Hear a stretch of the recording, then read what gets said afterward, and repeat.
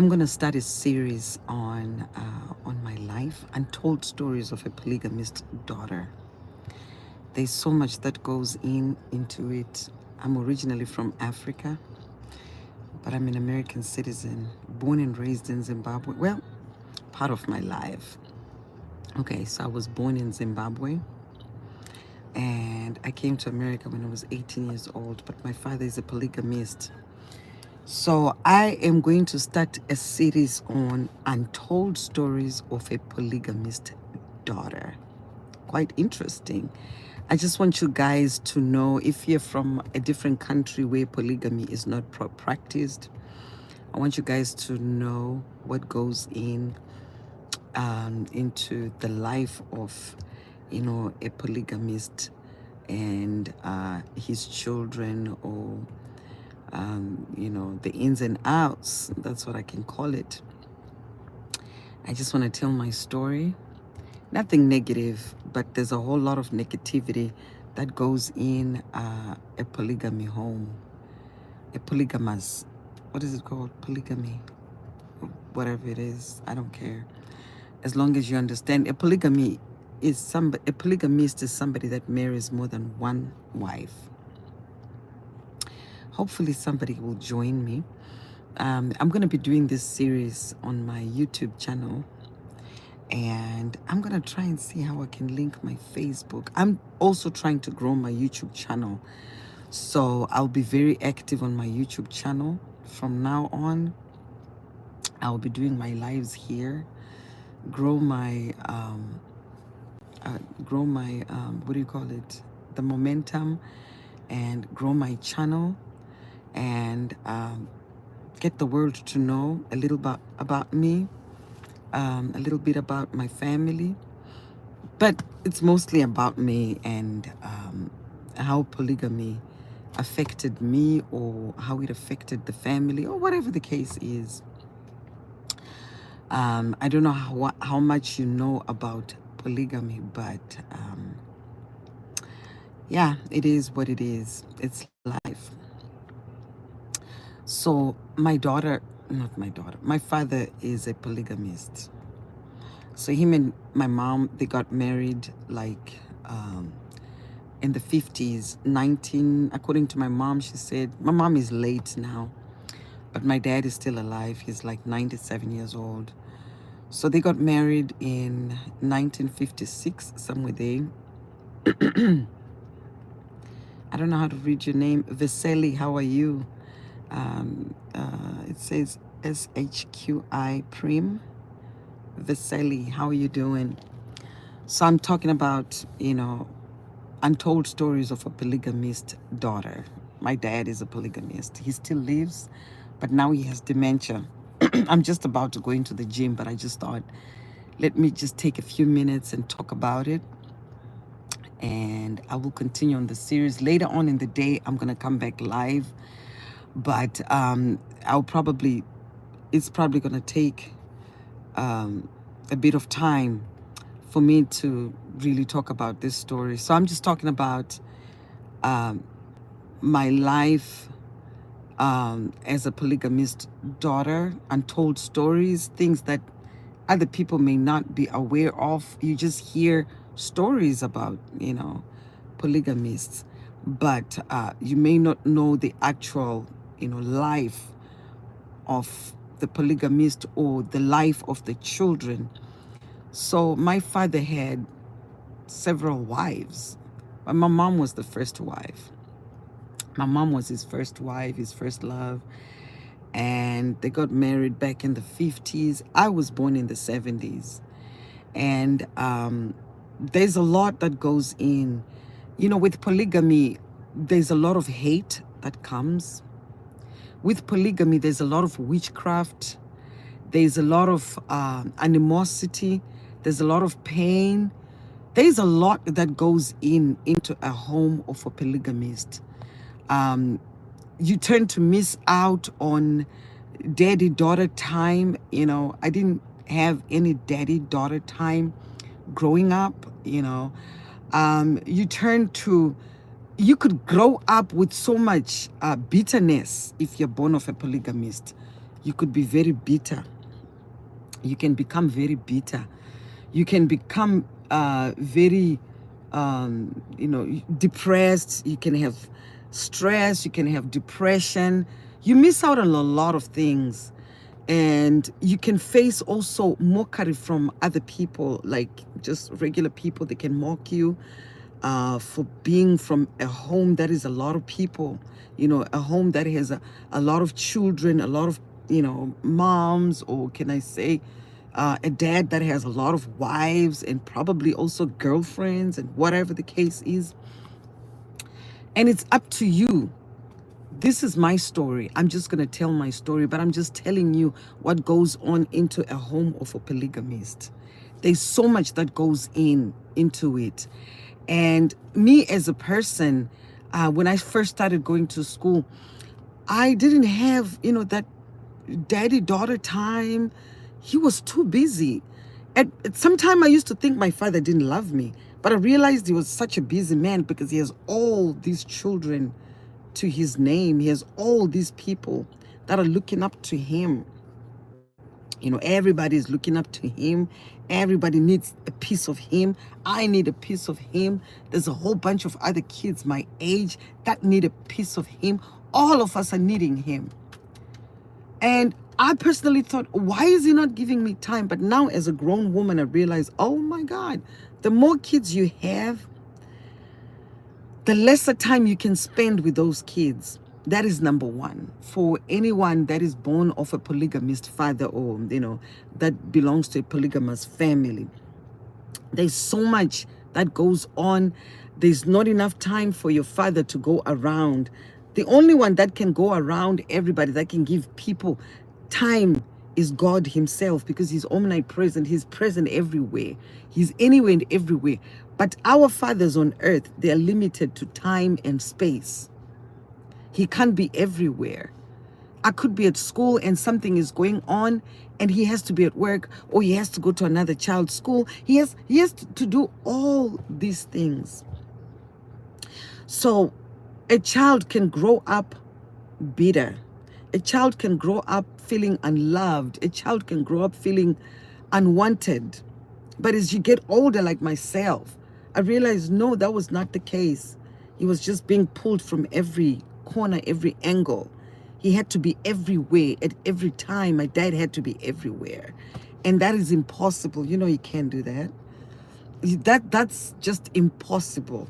So that's part of my diaries. That's part of my untold stories, that, okay, now as a grown woman, I'm almost 50. I'm 49. I'm 48. I'm going to be turning 49 this year. I'm realizing, oh, okay, I was just a kid. So at a very tender age, I started to teach myself to love myself, because there was not enough time for my dad to tell me that he loves me. In fact, I don't even remember a day that he even said, I love you. I learned to start loving myself. And from a tender age, I started teaching myself how to love the other children that my father had. Because in a polygamy, in a home of a polygamist, there's so much hate, there's so much witchcraft. But I said to myself, I'm going to learn to love my blood, people that are born of my father, people that are born of my, my household. I'm going to learn to love them. But it was hard. It was not easy. And because my father didn't have time to be around me all the time, I told myself, I'm going to learn to love my own children and have time for my children, something that I did not benefit from. I never had, my parents coming to my school, being excited with me when I sing, because I'm a singer. I'm a music director. And my page, my Facebook, not Facebook, I'm sorry. Yeah, my Facebook is My Banda Music. And my YouTube is My Banda Music. Also, I'm trying to grow it. I haven't been very active on it. So I'm trying to grow it.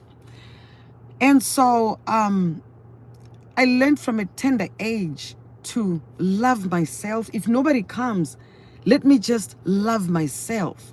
Let me just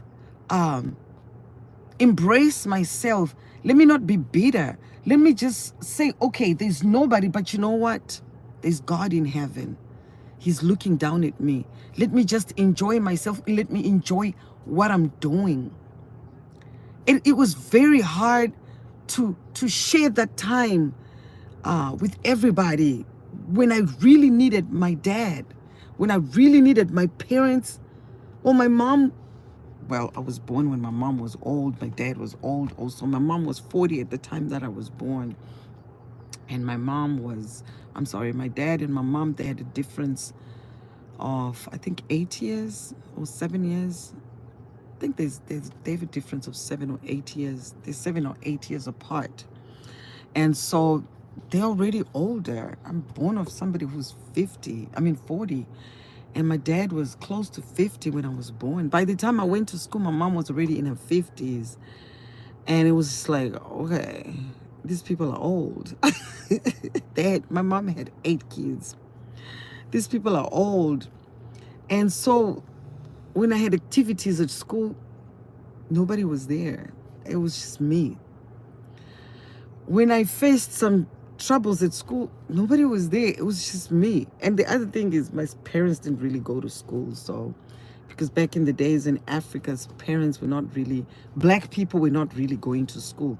They were not allowed to gain that education, especially for girls. It was even worse. My mom was only allowed to go up to 7th grade or 8th grade. And that was it. She had to stop school, you know. And the myth in Africa is it was a waste of money to educate a daughter because she's just going to get married. It's better to educate a guy because he's going to take care of the family. But we all know that daughters are the ones that really take care of families, right? They never forget where they come from. So my mother never forgot where she came from. She still helped my parents, but it was just a myth. And then she got married and she didn't have that much of an education. And there I am, I'm getting an education. They're not there. And I went up, graduated from high school, went to the university. They were not really active in my life. They were not. Diaries of a polygamist daughter. That's what it is. Diaries of a polygamist daughter. And so I want to say that there was so much hate. There was so much pain. There was so much bitterness. But I learned to embrace my father. I learned to embrace my father's children. I learned to embrace the difficult life, the sharing of stuff. You know, you have to share stuff with everybody. The lack, at times there's lack because, you know, that money that is supposed to spoil me, it has to go and pay monies for others, you know, like tuition and take care of them, put food on the table. So I didn't really quite get all those luxuries of life. That's another thing. If it's a polygamist home, there's not much of a luxury. There's a whole lot of necessities. Basic necessities is what you really get. At least there was a roof over our heads. At least there was food on the table. At least there was clothes on our body. But the idea of going out to eat, no. The idea of being spoiled and having a pool in the backyard, no. The idea of like going shopping all the time and being spoiled, no. My parents did have money. They were rich, but the riches were spread out. Those are untold stories of people that are polygamists. The riches were spread out. Let's just say they make $1,000. Instead of giving me, let's say, $100 to just spoil myself, no, it had to put food on the table for other kids or for, you know, whatever the case is. And so I learned to embrace and I learned to teach myself that bitterness is not the way to go. You just find your happiness in all that was going on.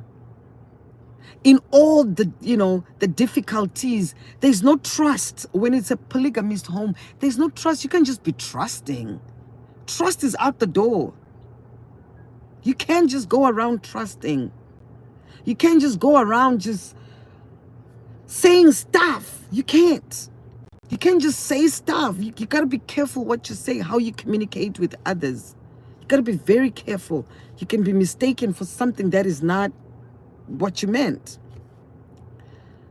So I learned to embrace, I learned to love, I learned to accommodate.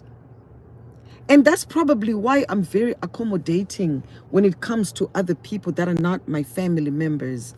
I accommodate people. If I see someone suffering, I accommodate. If I see someone hungry, I want to feed them. Because I learned from a young age that it was not only my siblings that mattered. It was other children that were my father's kids that also mattered. Sometimes others didn't have as much as I had because my mom was the first wife, right? I would give what I had to the other kids because they didn't have as much as I had. I'm the baby in the family, by the way. I'm the last born in the family. And so I learned to embrace. I learned to accept what my father had done because there was so much chaos. There's no way, okay, my father had more than 60 children. There's no way one man is going to take care of 60 kids. How? How is that going to happen? There's 60 children. I learned to love a lot of people at the same time. At a very tender age, when I see a need, I didn't have to go outside, out of my compound to look for a need. It was immediately there. I would want to meet the need of that other person, that other child. I taught myself. I'm self-taught. And I want to say that anywhere I go, I've learned to accommodate people from all different, walks of life, people from other countries. I learned to accommodate a lot. And I don't want to talk about my untold stories as horrific stories or to tell stories that make my father look bad, make my father look like he was a monster. No, he wasn't. He was a great man. He just had too many children. He had too many women and too many children. But I'm grateful because let me tell you something. When I came to America, my dad is the one that bought me an airline ticket to come here. And he paid my tuition, bought my car, my first everything. I want to look at it. I want to look at the bright side of the things that my dad did instead of looking at the negativity. But one day I'm going to talk about the negativity, the negative part of life, the negative things that comes into polygamy. I'm going to talk about those negative things. But as of right now, I just want to talk about the positive things, the positive things that I got out of it. And the negative things that I got out of it, one of the negative things that I can actually talk about right now is if I see someone talking nasty about one of our siblings or, one of my father's children, I'll turn around and say, nah, I'm not going to say things like that. I don't think that's nice. I wouldn't want somebody to say things like that about me. As bad as polygamy is, it brings a lot of trauma. It does. It brings a lot of trauma to children. It brings a lot of trauma to the women. It brings a lot of trauma to anyone that is involved in it. Anybody. As soon as you walk into the compound, you can sense that, oh my God, this is a troubled place. But for me, that's not the way I took it. I'm not going to despise my heritage. It is what it is. My mom is dead right now. And I'm going to tell her story. People don't know that she was the most beautiful. Some people may not know she was the most beautiful spirited person in the whole world. She had such a beautiful spirit. And I learned to love from my mom. I never heard her one day despising the other children that my father had.